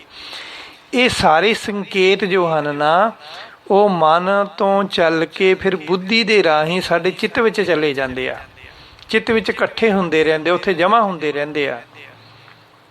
ਇਸ ਤਰ੍ਹਾਂ ਮਨ ਬੁੱਧੀ ਨੂੰ ਸੰਕੇਤ ਦਿੰਦਾ, ਮੈਸੇਜ ਦਿੰਦਾ, ਅਤੇ ਬੁੱਧੀ ਜਿਹੜੀ ਹੈਗੀ ਉਹ ਸਾਰੇ ਮੈਸੇਜ ਇਕੱਠੇ ਕਰਕੇ ਚਿੱਤ ਦੇ ਵਿੱਚ ਸਟੋਰ ਕਰ ਦਿੰਦੀ ਆ, ਜਿਸ ਨਾਲ ਅਸੀਂ ਮਨ ਕਰਕੇ ਦੁਖੀ ਹੁੰਦੇ ਰਹਿੰਦੇ ਹਾਂ। ਦੇਖੋ ਮੈਸੇਜ ਕਿੱਥੇ ਪਏ ਆ, ਸਾਡੀਆਂ ਗੱਲਾਂ ਕਿੱਥੇ ਪਈਆਂ ਪੁਰਾਣੀਆਂ ਕੰਪਿਊਟਰ ਵਾਂਗੂ।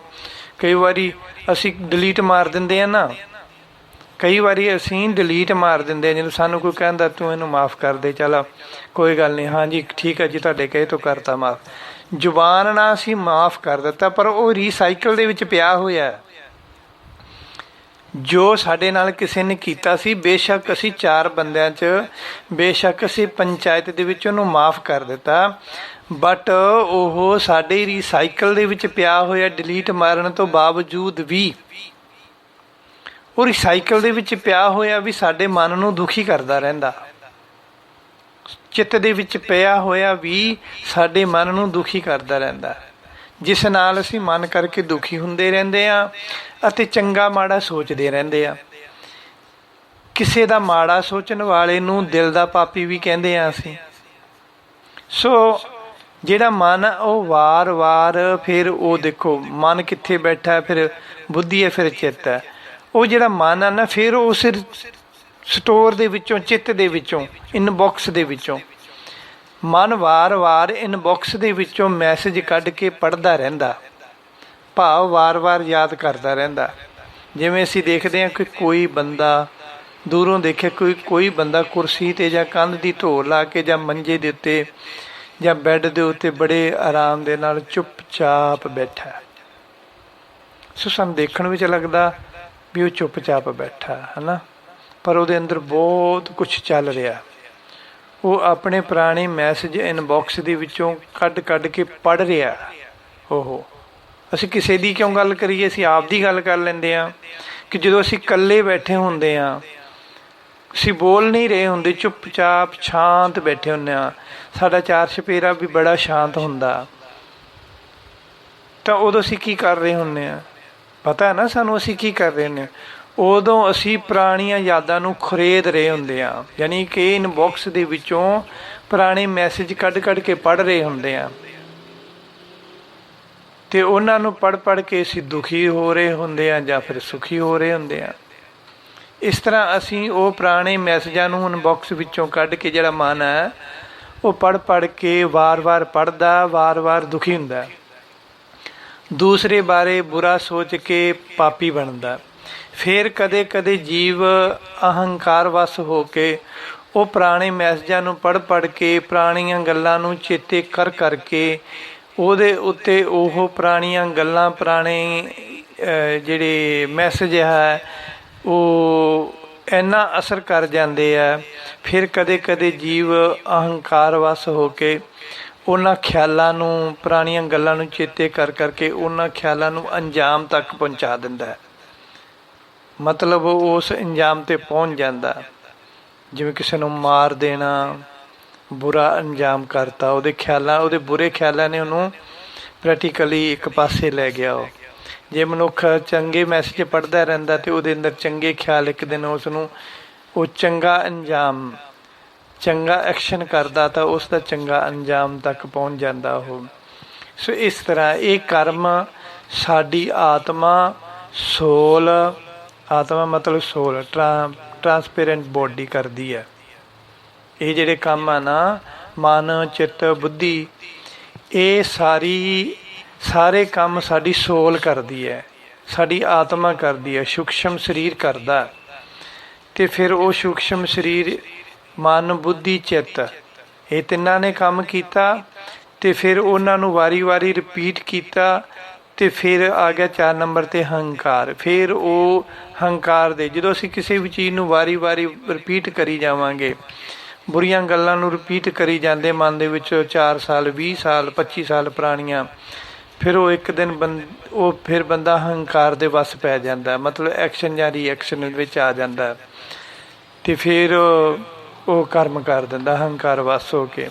ਮਨ, ਬੁੱਧੀ, ਚਿੱਤ ਅਤੇ ਹੰਕਾਰ, ਇਹ 4 ਬਿਰਤੀਆਂ, ਵਿਚਾਰ ਹੈ, ਖਿਆਲ ਆ ਸਾਡੇ ਅੰਦਰ, ਜਿਹੜੇ ਹਰ ਵੇਲੇ ਕੰਮ ਕਰਦੇ ਰਹਿੰਦੇ ਆ। ਕਿਸੇ ਦੇ ਅੰਦਰ ਚੰਗੇ ਤਰੀਕੇ ਨਾਲ, ਕਿਸੇ ਦੇ ਅੰਦਰ ਬੁਰੇ ਤਰੀਕੇ ਨਾਲ। ਸੋ ਨੰਬਰ 10 'ਤੇ ਕੀ ਆ ਗਿਆ, ਚਾਰ ਨੇਕ ਕਰਮ ਜਾਂ ਚੰਗੇ ਸੁਭਾਅ। ਚਾਰ ਨੇਕ ਕਰਮ ਕਿਹੜੇ ਹਨ? ਸਤ, ਸੰਤੋਖ, ਦਇਆ, ਧਰਮ, ਹੈ ਨਾ। ਇਹ ਚੰਗੇ ਨੇਕ ਕਰਮ ਹੈ, ਚੰਗੇ ਸੁਭਾਅ ਆ, ਜਿਸ ਨੂੰ ਅਸੀਂ 4 ਵਰਚੂਸ ਕਹਿ ਦਿੰਦੇ ਆ। ਸਤ, ਸੰਤੋਖ, ਦਇਆ, ਧਰਮ, ਟਰੂਥ, ਕੰਟੈਂਟਮੈਂਟ, ਕੰਪੈਸ਼ਨ, ਫੇਥ। ਇਸ ਤਰ੍ਹਾਂ ਇਹ ਚਾਰ ਸ਼ੁਭ ਕਰਮ ਹੈ, ਸ਼ੁਭ ਸੁਭਾਅ ਸਾਡੇ ਅੰਦਰ। ਸਤ, ਸੰਤੋਖ, ਦਇਆ, ਧਰਮ। ਜਿਹੜਾ ਸੱਤ ਹੈ, ਸੱਤ ਪਰਮਾਤਮਾ ਨੂੰ ਸੱਚ ਜਾਣ ਕੇ। ਸੱਤ ਮਤਲਬ ਪਰਮਾਤਮਾ ਨੂੰ ਸੱਚ ਜਾਣ ਕੇ ਹੋਰ ਸਭ ਝੂਠ ਮੰਨਣਾ, ਸੱਚੇ ਬੰਦੇ ਦਾ ਸਾਥ ਦੇਣਾ, ਤੇ ਜਾਂ ਸਭ ਸੱਚ ਤੇ ਅੜੇ ਰਹਿਣਾ, ਸੱਚ ਬੋਲਣਾ। ਇਹ ਚੰਗੇ ਸ਼ੁਭ ਕਰਮ ਹੈ ਸਾਡੇ ਸਰੀਰ ਦੇ ਵਿੱਚ, ਸ਼ੁਭ ਤੱਤ ਹੈ, ਚੰਗੇ ਤੱਤ ਹੈ। ਜਿਵੇਂ 5 ਹੈਗੇ ਕਾਮ, ਕ੍ਰੋਧ, ਲੋਭ, ਮੋਹ, ਹੰਕਾਰ, ਇਹ ਬੁਰੇ ਆ, ਇਹ ਬੁਰੇ ਤੱਤ ਆ ਸਾਡੀ ਬੋਡੀ ਦੇ ਵਿੱਚ। ਸਤ, ਸੰਤੋਖ, ਦਇਆ, ਧਰਮ, ਇਹ ਚੰਗੇ ਪ੍ਰਿੰਸੀਪਲ, ਚੰਗੇ ਆ ਸਾਡੇ ਸਰੀਰ ਦੇ ਵਿੱਚ, ਚੰਗੇ ਗੁਣਾਂ ਵਾਲੇ ਆ। ਇਹ ਉਹ ਬੁਰੇ ਰਾਖਸ਼ੀ ਬੁੱਧੀ ਵਾਲੇ ਆ, ਇਹ ਦੈਵੀ ਗੁਣਾਂ ਵਾਲੇ ਤੱਤ ਆ ਸਾਡੇ ਸਰੀਰ ਦੇ ਵਿੱਚ। ਸਤ, ਸੰਤੋਖ, ਦਇਆ, ਧਰਮ। ਤੋ ਸੱਤ ਦਾ ਮਤਲਬ ਹੈ ਕਿ ਪਰਮਾਤਮਾ ਨੂੰ ਸੱਚ ਜਾਣਨਾ, ਹੋਰ ਕਿਸੇ ਨੂੰ ਨਾ ਮੰਨਣਾ, ਸਭ ਨੂੰ ਝੂਠ, ਸਭ ਚੀਜ਼ਾਂ ਝੂਠ ਮੰਨਣੀਆਂ ਰੱਬ ਤੋਂ ਬਿਨਾਂ। ਸੱਚੇ ਬੰਦੇ ਦਾ ਸਾਥ ਦੇਣਾ, ਸੱਚ ਤੇ ਅੜੇ ਰਹਿਣਾ ਜਾਂ ਸੱਚ ਬੋਲਣਾ। ਸੰਤੋਖ ਮਤਲਬ ਥੋੜ੍ਹੇ ਪਦਾਰਥ ਹੋਣ ਤਾਂ ਵੀ ਖੁਸ਼ ਰਹਿਣਾ, ਜ਼ਿਆਦਾ ਪਦਾਰਥ ਹੋਣ ਤਾਂ ਹੋਰ ਨਹੀਂ ਮੰਗਣਾ। ਦੁੱਖ ਤੇ ਸੁੱਖ ਤੇ ਗਰੀਬੀ ਅਮੀਰੀ ਵਿੱਚ ਖੁਸ਼ ਰਹਿਣਾ, ਇਸੇ ਨੂੰ ਸੰਤੋਖ ਆਖਿਆ ਜਾਂਦਾ ਹੈ। ਦਇਆ, ਦਇਆ ਦਾ ਮਤਲਬ ਕਿਸੇ ਨੂੰ ਗਰੀਬ ਜਾਂ ਦੁਖੀ ਜਾਣ ਕੇ ਸਹਾਇਤਾ ਕਰਨੀ। ਪਸ਼ੂਆਂ ਤੇ ਜਾਨਵਰਾਂ ਨੂੰ ਨਾ ਮਾਰਨਾ, ਕਿਸੇ ਭੁੱਖੇ ਨੂੰ ਰੋਟੀ ਤੇ ਨੰਗੇ ਨੂੰ ਕੱਪੜਾ ਦੇਣਾ, ਇਸ ਨੂੰ ਦਇਆ ਕਹਿੰਦੇ ਆ। ਇਹ ਦਇਆ ਦਾ ਚੰਗਾ ਗੁਣ ਹੈ। ਇਹ ਦੈਵੀ ਗੁਣ ਮਨੁੱਖ ਦੇ ਅੰਦਰ ਹੈ। ਜਿਹੜੇ ਉਹ ਬੁਰੇ ਗੁਣ ਹਨ, ਕਾਮ, ਕ੍ਰੋਧ, ਲੋਭ ਵਾਲੇ, ਉਹ ਰਾਖਸ਼ੀ ਔਗਣਾ, ਉਹ ਤੱਤ ਹੈ।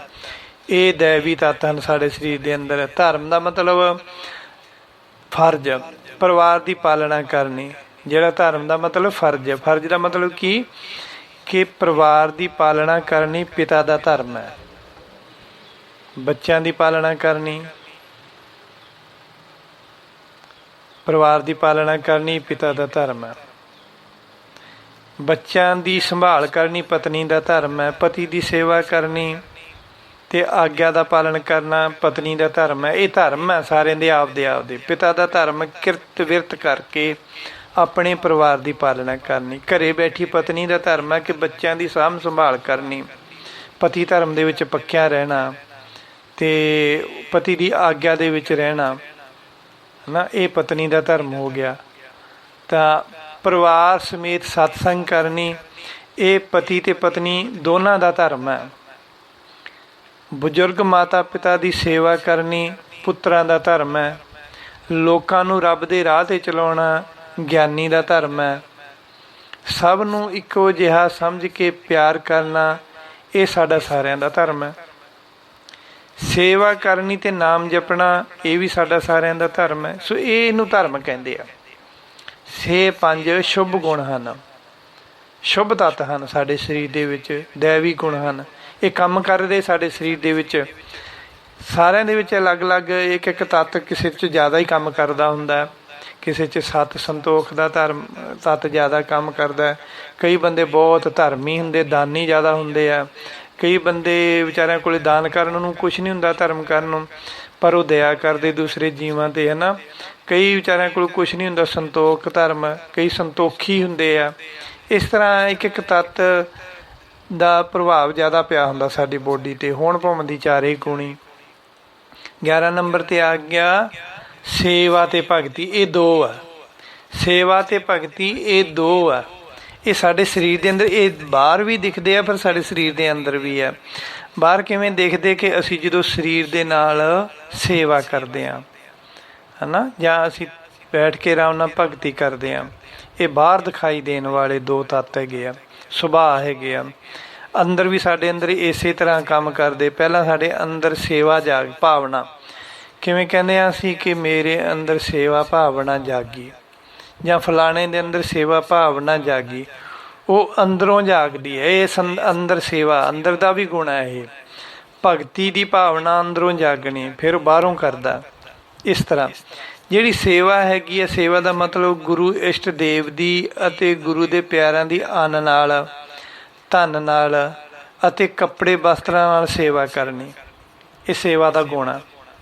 ਕਈ ਮਨੁੱਖ ਆਪਣੀ ਲੋੜ ਵਾਸਤੇ ਕਿਸੇ ਮਨੁੱਖ ਦੀ ਸੇਵਾ ਕਰਦੇ ਹਨ, ਪਰ ਸੇਵਾ ਤਾਂ ਕਰਦੇ ਆ, ਉਸ ਨੂੰ ਵੀ ਸੇਵਾ ਹੀ ਕਹਿੰਦੇ ਆ।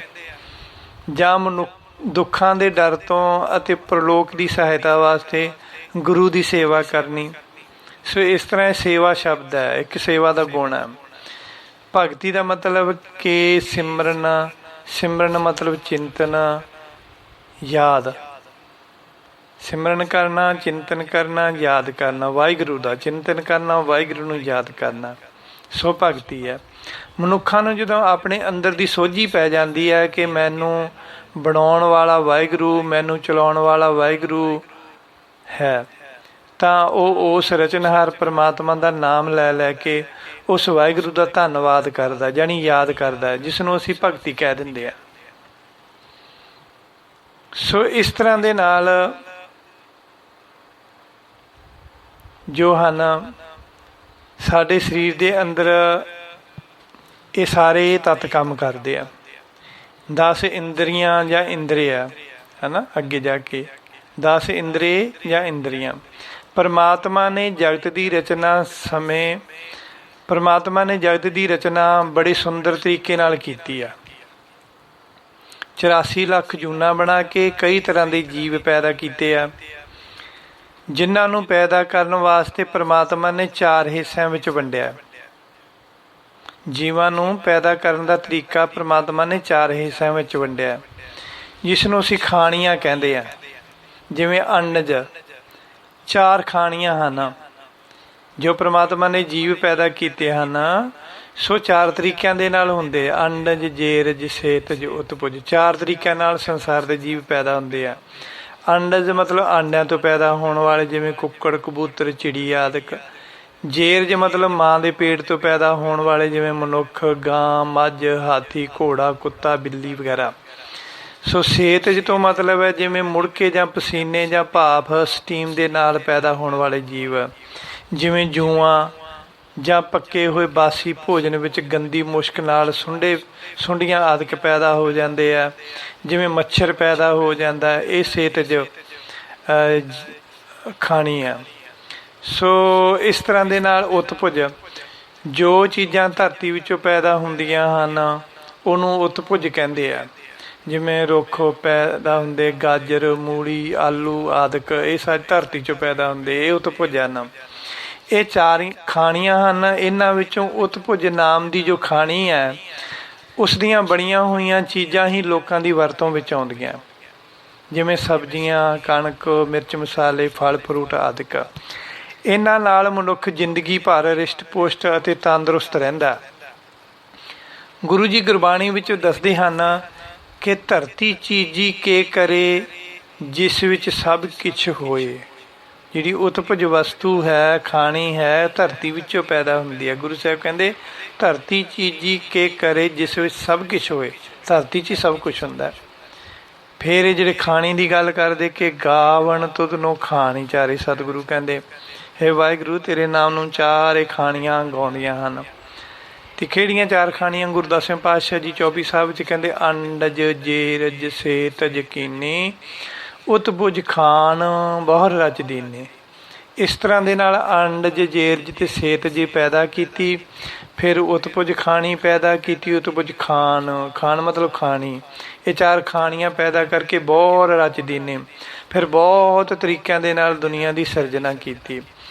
ਆਂਡਿਆਂ ਅਤੇ ਜੇਰਜ ਵਿੱਚੋਂ ਪੈਦਾ ਹੋਏ ਜੀਵਾਂ ਨੂੰ ਵਾਹਿਗੁਰੂ ਨੇ ਸਾਰੀਆਂ ਇੰਦਰੀਆਂ ਇੱਕੋ ਜਿਹੀਆਂ ਦਿੱਤੀਆਂ ਹਨ। ਜਿਹੜੇ ਆਂਡਿਆਂ ਵਿੱਚੋਂ ਪੈਦਾ ਹੁੰਦੇ ਆ ਜਾਂ ਜੇਰਜ ਵਿੱਚੋਂ ਪੈਦਾ ਹੁੰਦੇ, ਜਾਂ ਮਤਲਬ ਮਾਂ ਦੇ ਪੇਟ 'ਚੋਂ ਪੈਦਾ ਹੁੰਦੇ ਆ, ਵਾਹਿਗੁਰੂ ਨੇ ਇਹਨਾਂ ਸਾਰੇ ਜੀਵਾਂ ਨੂੰ ਇੱਕੋ ਜਿਹੀਆਂ ਇੰਦਰੀਆਂ ਦਿੱਤੀਆਂ, ਜਿਸ ਨੂੰ ਅਸੀਂ 9 ਇੰਦਰੀਆਂ ਜਾਂ 9 ਦਰਵਾਜ਼ੇ ਆਖਦੇ ਹਾਂ। ਜਿਵੇਂ 2 ਨੱਕ ਦੀਆਂ 2 ਹੋਈਆਂ, ਸੋ ਉਹ 2ਾਂ ਦੀ ਗਿਣਤੀ ਕਰੀ ਜਾਂਦੀ ਹੈ ਉਹਨਾਂ ਦੀ। 2 ਕੰਨ ਹੋ ਗਏ, 2 ਅੱਖਾਂ ਹੋ ਗਈਆਂ, 1 ਮੂੰਹ ਹੋ ਗਿਆ, 1 ਗੁਦਾ ਹੋ ਗਈ, 1 ਲਿੰਗ ਹੋ ਗਿਆ। ਇਹ ਕੁੱਲ 9 ਦਰਵਾਜ਼ੇ ਹੋ ਗਏ। ਇਹ 9 ਦਰਵਾਜ਼ੇ ਮਨੁੱਖ ਕੋਲ ਵੀ ਹਨ ਅਤੇ ਪੰਛੀਆਂ ਵਿੱਚੋਂ ਚਿੜੀ, ਬਾਜ, ਘੁੱਗੀ, ਕਬੂਤਰ ਆਦਿ ਕੋਲ ਵੀ ਹਨ। ਜਾਨਵਰਾਂ ਵਿੱਚੋਂ ਹਾਥੀ, ਘੋੜਾ ਜਾਂ ਮੱਝ, ਬੱਕਰੀ, ਸ਼ੇਰ, ਚੀਤਾ, ਹਿਰਨ, ਕੁੱਤਾ, ਬਿੱਲੀ ਆਦਿਕ ਕੋਲ ਵੀ ਹਨ। ਪਰ ਸ੍ਰੇਸ਼ਟ ਬੁੱਧੀ ਅਤੇ ਉੱਤਮ ਸੋਚ ਮਨੁੱਖ ਤੋਂ ਬਿਨਾਂ ਹੋਰ ਕਿਸੇ ਕੋਲੇ ਨਹੀਂ ਹੈ। ਇਸ ਵਾਸਤੇ ਮਨੁੱਖ 84 ਲੱਖ ਜੂਨ ਦਾ ਸਰਦਾਰ ਗਿਣਿਆ ਗਿਆ। ਮਨੁੱਖ ਆਪਣੇ 9 ਦਰਵਾਜ਼ਿਆਂ ਨੂੰ ਚੰਗੇ ਅਤੇ ਮਾੜੇ ਦੋਵੇਂ ਤਰੀਕਿਆਂ ਨਾਲ ਵਰਤ ਸਕਦਾ ਹੈ।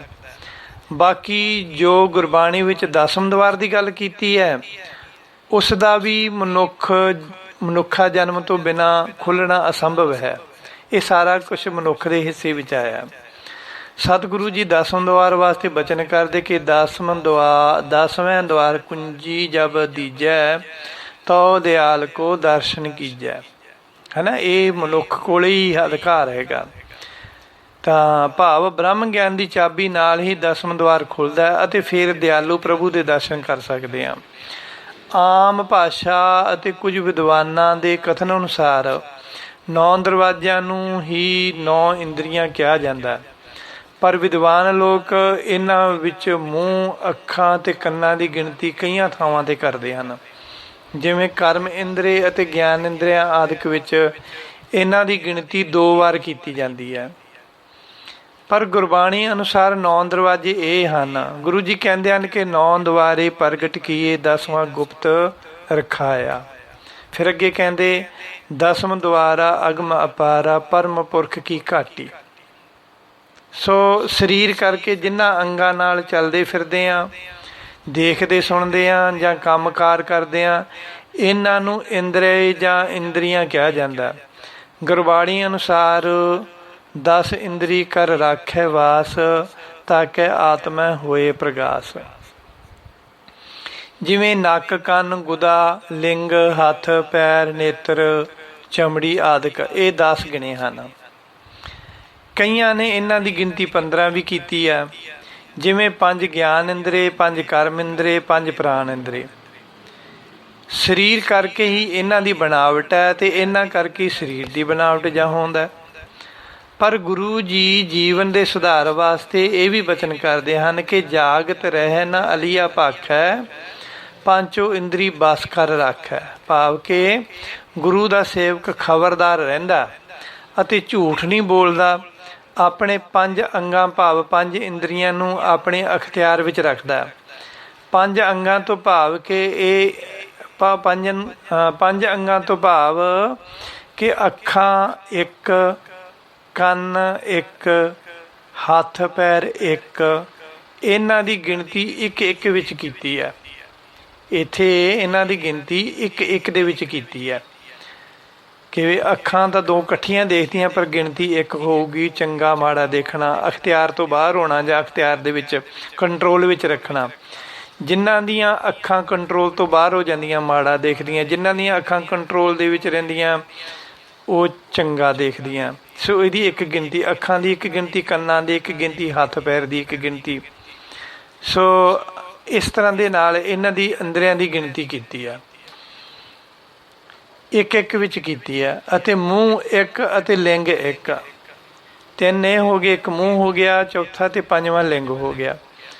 ਸੋ ਲਿੰਗ ਨੂੰ ਆਪਣੇ ਨੂੰ ਇਸਤਰੀ ਲਿੰਗ, ਪੁਰਸ਼ ਲਿੰਗ, ਜੋ ਮਨੁੱਖ ਆਪਣੇ ਵਿਸ਼ੇ ਵਿਕਾਰਾਂ ਨੂੰ, ਵਾਸ਼ਨਾਵਾਂ ਨੂੰ, ਹਵਸ ਨੂੰ ਕਾਬੂ ਵਿੱਚ ਰੱਖਦਾ ਉਹ ਗੁਰਮੁਖ ਹੈ, ਗੁਰੂ ਦਾ ਸੇਵਕ ਹੈ ਨਾ, ਉਹ ਬੱਸ ਦੇ ਵਿੱਚ ਰੱਖਦਾ ਇਹਨਾਂ ਨੂੰ। ਸੋ ਇਸ ਤਰ੍ਹਾਂ ਨਾਲ ਕਈ ਵਿਦਵਾਨਾਂ ਨੇ ਇਹਨਾਂ ਦੀ ਗਿਣਤੀ 5 ਵਿੱਚ ਕੀਤੀ ਹੈ।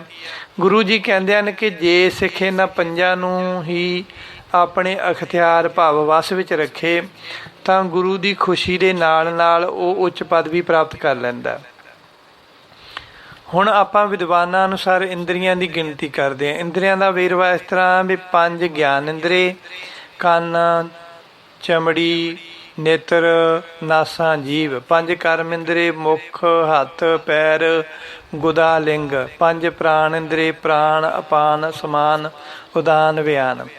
ਅਸਲ ਵਿੱਚ ਇਹ ਪ੍ਰਾਣ ਇੰਦਰੀ ਇੱਕ ਵਾਯੂ, ਹਵਾ ਜੋ ਸਾਡੇ ਸਰੀਰ ਅੰਦਰ ਬਾਹਰ ਤੇ ਅੰਦਰ ਚੱਲ ਰਹੀ ਹੈ। ਸੋ ਇਸ ਤਰ੍ਹਾਂ ਦੇ ਨਾਲ ਕਈਆਂ ਵਿਦਵਾਨਾਂ ਨੇ ਇਹਨਾਂ 5 ਪ੍ਰਾਣ ਇੰਦਰੀਆਂ ਨੂੰ ਗਿਣਿਆ ਹੈ ਅਤੇ ਕਈਆਂ ਨੇ ਨਹੀਂ ਗਿਣਿਆ। ਸੋ ਜਿਹੜੀ ਇੰਦਰੀਆਂ ਦਾ ਵੇਰਵਾ, ਪੰਜ ਗਿਆਨ ਇੰਦਰੀ, ਇਹਨਾਂ ਗਿਆਨ ਇੰਦਰੀਆਂ ਦੇ ਗੁਣ ਤੱਤਾਂ ਤੋਂ ਉਤਪੰਨ ਹੋਏ ਹਨ।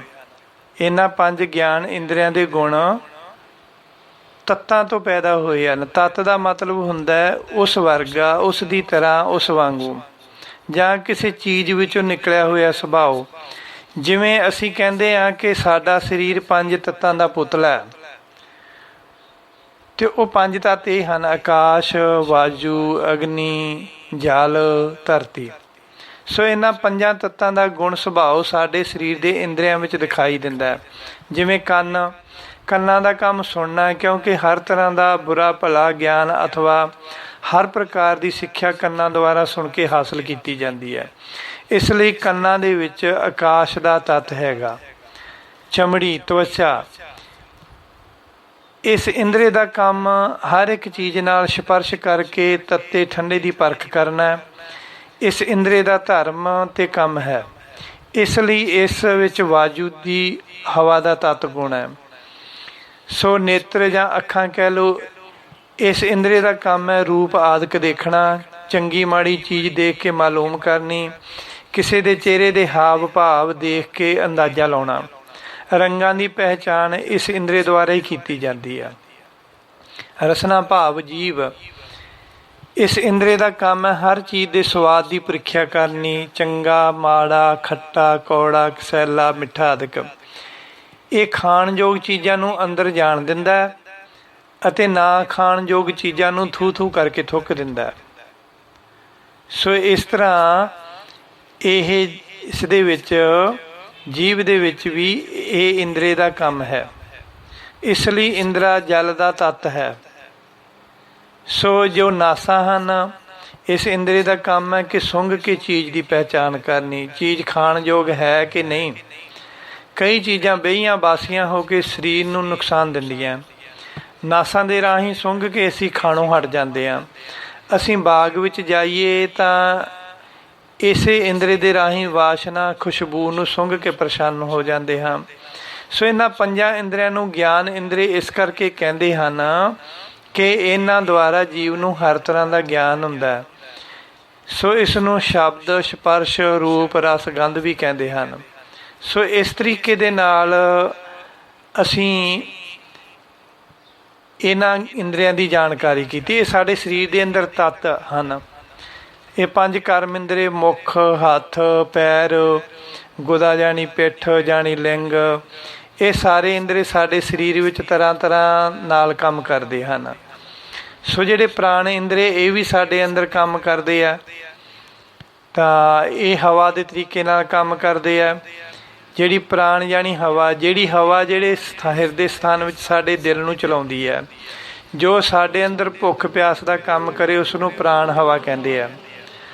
ਅਪਾਨ ਦਾ ਮਤਲਬ ਹੋ ਗਿਆ ਕਿ ਸਾਡੀ ਗੁਦਾ, ਪਿੱਠ ਸਥਾਨ ਦੁਆਰਾ ਚੱਲਦੀ ਹੈ ਅਤੇ ਮਲ ਮੂਤਰ ਨੂੰ ਬਾਹਰ ਕੱਢਣ ਦੀ ਕਿਰਿਆ ਕਰਦੀ ਹੈ, ਉਸ ਨੂੰ ਅਪਾਨ ਹਵਾ ਕਹਿੰਦੇ ਆ। ਜਿਹੜੀ ਹਵਾ ਨਾਭੀ ਸਥਾਨ ਵਿੱਚ ਧੁਨੀ ਵਿਖੇ ਪ੍ਰਵੇਸ਼ ਕਰਕੇ ਖਾਣ ਪੀਣ ਵਾਲੀਆਂ ਚੀਜ਼ਾਂ ਨੂੰ ਅਰਥਾਤ ਅੰਨ ਅਤੇ ਜਲ ਨੂੰ ਪਾਚਣਯੋਗ ਕਰਦੀ ਹੈ, ਉਸ ਨੂੰ ਸਮਾਨ ਹਵਾ ਕਹਿੰਦੇ ਆ। ਜਿਹੜੀ ਹਵਾ ਕੰਠ ਭਾਵ ਗਲੇ ਵਿੱਚ ਰਹਿ ਕੇ ਸਵਾਸਾਂ ਨੂੰ ਚਲਾਉਂਦੀ ਹੈ, ਉਸ ਨੂੰ ਉਦਾਨ ਹਵਾ ਕਹਿੰਦੇ। ਜਿਹੜੀ ਹਵਾ ਸਾਡੇ ਸਰੀਰ ਵਿੱਚ ਪ੍ਰਵੇਸ਼ ਕਰਕੇ ਸਾਡੇ ਸਰੀਰ ਵਿੱਚ ਘੁੰਮ ਕੇ ਸਾਡੇ ਸਰੀਰ ਨੂੰ ਮੇਲ ਕੇ ਭਾਵ ਜੋੜ ਕੇ ਰੱਖਣ ਦਾ ਕੰਮ ਕਰਦੀ ਹੈ, ਉਸ ਨੂੰ ਵਿਆਮ ਹਵਾ ਕਹਿੰਦੇ ਆ। ਇਹ ਜੋ ਵਿਆਨ ਹਵਾ ਨਾ, ਇਹ ਸਾਡੇ ਸਰੀਰ ਨੂੰ ਚਲਾਉਂਦੀ ਆ। ਗੁਰਬਾਣੀ ਵਿੱਚ ਇਸ ਨੂੰ ਪਵਨ ਦਾ ਥੰਬ ਆਖਿਆ। ਜਿਵੇਂ ਜਲ ਕੀ ਭੀਤ ਪਵਨ ਕਾ ਥੰਬਾ, ਰਕਤ ਬੂੰਦ ਕਾ ਗਾਰਾ, ਹਾੜ ਮਾਸ ਨਾੜੀ ਕੋ ਪਿੰਜਰ ਪੰਖੀ ਬਸੈ ਵਿਚਾਰਾ। ਸੋ ਜਿਹੜੀ ਵਿਆਮ ਹਵਾ ਨਾ, ਇਹ ਸਾਡੇ ਸਰੀਰ ਦੇ ਬੋਡੀ ਦੇ ਜੋੜਾਂ ਨੂੰ ਹਵਾ ਨੇ ਰੋਕਿਆ ਹੋਇਆ। ਹਵਾ ਦੇ ਰਾਹੀਂ ਅਸੀਂ ਚੱਲ ਰਹੇ ਹਾਂ। ਇਸ ਨੂੰ ਗੁਰਬਾਣੀ ਨੇ ਪਾਉਣ ਦਾ ਥੰਮ ਆਖਿਆ ਕਿ ਹਵਾ ਕਰਕੇ ਖੜਾ ਹੈ, ਅੰਦਰ ਦੀ ਹਵਾ ਕਰਕੇ। ਸੋ ਇਸ ਤਰ੍ਹਾਂ ਦੇ ਨਾਲ ਇਹ ਸਾਡੇ ਜੋ ਅੰਦਰ ਹਨ ਇੰਦਰੀ, ਜੋ ਕਰਮ ਇੰਦਰੀ, ਪ੍ਰਾਣ ਇੰਦਰੀ, ਜੋ ਸਥੂਲ ਹਨ, ਦਿਖਾਈ ਦਿੰਦੇ ਆ। ਜੋ ਪ੍ਰਾਣ ਦਿਖਾਈ ਦਿੰਦੇ ਹਨ, ਸੂਖਸ਼ਮ ਹਨ, ਉਹ ਸਾਡੇ 15 ਇੰਦਰੀ ਉਹ ਹਨ। ਇਸ ਤਰ੍ਹਾਂ ਦੇ ਨਾਲ ਸਾਡੇ ਸਰੀਰ ਦੇ ਵਿੱਚ ਇਹ ਤੱਤ ਕੰਮ ਕਰਦੇ ਜੋ ਦਿਖਾਈ ਨਹੀਂ ਦਿੰਦੇ ਤੇ ਕੁਝ ਦਿਖਾਈ ਦਿੰਦੇ ਆ। ਇਹ ਸਾਡੇ ਸਰੀਰ ਦੇ ਤੱਤ ਹਨ, ਜਿਸ ਨੂੰ ਅਸੀਂ ਗੁਣ ਜਾਂ ਔਗਣ ਕਹਿ ਦਿੰਦੇ ਆ। ਇਹਨਾਂ ਵਿੱਚ ਗੁਣ ਵੀ ਹੈ ਤੇ ਔਗਣ ਵੀ ਹੈ। ਬਾਕੀ ਕੁਝ ਤੱਤ ਹਨ ਜਿਨ੍ਹਾਂ ਨੂੰ ਅਸੀਂ ਭਾਵਾਂ ਦੀ ਔਗਣਾਂ ਦੇ ਵਿੱਚ ਬਦਲ ਲਈਏ ਤੇ ਭਾਵਾਂ ਦੀ ਉਹਨਾਂ ਨੂੰ ਚੰਗੇ ਕੰਮਾਂ ਵਿੱਚ ਕਨਵਰਟ ਕਰ ਲਈਏ। ਉਹ ਸਾਡੀ ਆਪਣੀ ਮਰਜ਼ੀ ਹੁੰਦੀ ਹੈ। ਕਈ ਵਾਰੀ ਅਸੀਂ ਆਪਣੇ ਉਹਨਾਂ ਤੱਤਾਂ ਨੂੰ ਮਾੜੇ ਕੰਮਾਂ 'ਚ ਕਨਵਰਟ ਕਰ ਦਿੰਦੇ ਆ। ਸੋ ਇਸ ਤਰ੍ਹਾਂ ਦੇ ਨਾਲ ਸਾਡੇ ਸਰੀਰ ਦੇ ਤੱਤ ਹਨ। ਸੋ ਹੁਣ ਰਹਿ ਗਈ ਆਪਣੀ ਵਿਵੇਕ। ਸੋ ਵਿਵੇਕ ਦੀ ਵਿਚਾਰ ਜਿਹੜੀ ਹੈਗੀ ਉਹ ਆਪਾਂ ਫੇਰ ਅੱਗੇ ਸਰਵਣ ਕਰਾਂਗੇ।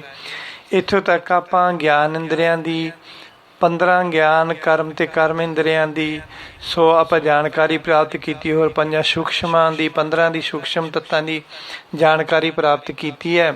ਸੋ ਇਸ ਤੋਂ ਅੱਗੇ ਦੀ ਵਿਵੇਕ ਦੀ ਜਾਣਕਾਰੀ ਆਪਾਂ ਫੇਰ ਅੱਗੇ ਸਰਵਣ ਕਰਾਂਗੇ ਜੀ। ਵਾਹਿਗੁਰੂ ਜੀ ਕਾ ਖਾਲਸਾ, ਵਾਹਿਗੁਰੂ ਜੀ ਕੀ ਫਤਿਹ।